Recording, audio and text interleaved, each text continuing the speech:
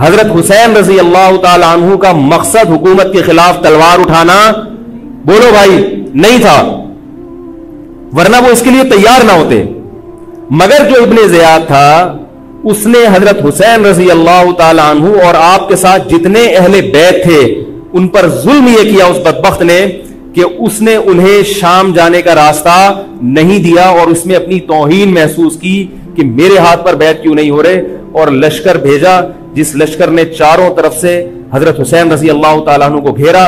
حضرت حسین نے کہا کہ میں عزت کی جو موت ہے اس کو ذلت کی زندگی پر ترجیح دیتا ہوں. کوئی بھی غیرت مند ہوتا تو اس وقت یہی کرتا کہ بھئی جب میں اپنے دعوے سے بھی دستبردار ہو گیا اور میں شام جانے کے لیے بھی تیار ہو گیا، اب میرا راستہ روکنے کی کیا حقیقت ہے.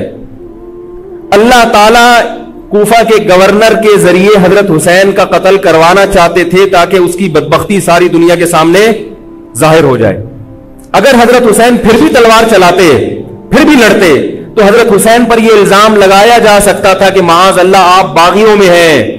تو اللہ تعالیٰ نے اپنے نبی کے نواسے کو اس الزام سے محفوظ رکھا اور آپ نے لڑائی کا ارادہ ترک کر دیا. حضرت حسین نے کربلا کے میدان میں جو لڑائی لڑی ہے وہ اقدامی لڑائی نہیں تھی، وہ دفاعی لڑائی تھی.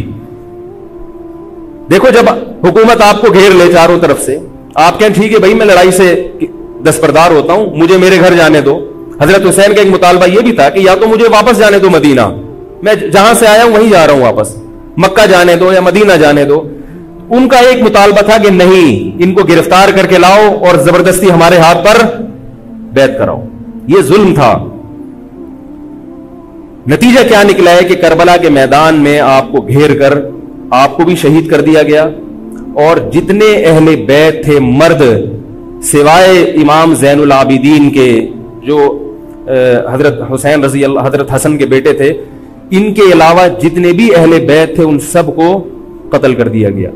اور یہ اسلامی تاریخ پر ایک بدنما داغ ہے یہ واقعہ کہ ایک اسلامی حکومت تھی اور اس کے اسلامی حکمران تھے، اور ان حکمرانوں کے ہاتھوں محمد صلی اللہ علیہ وسلم کے نواسے کا سر جو ہے وہ گردن اڑائی گئی ہے. مجھ سے خدا کی